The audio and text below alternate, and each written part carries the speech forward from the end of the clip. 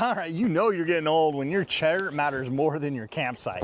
Now this chair is awesome, particularly if you're a full-time RVer because of how compact its size is. So if you full-time RV or you're in a tight spot where space is really limited, this chair really fits the spot. So let's take a look and see what you got in this chair right here. All right, let's put this together.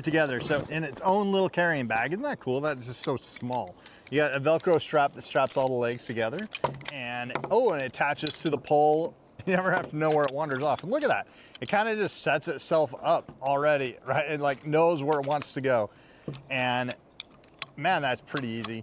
I'm gonna say if you're going to the beach, this is a great little option because we're gonna be going to the beach later. You know, you can just snap it to a backpack or whatever, or a cooler, and it's on its way to the beach. All right, so let me see if I get this right.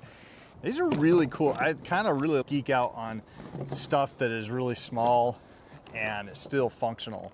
Now this has a 300-pound weight limit, so more than plenty for the average person, and you're gonna be sitting at the beach in comfort. There you go. A quick and easy install. So my first impressions are, I like the lean back. So it leans you back at a really comfortable angle.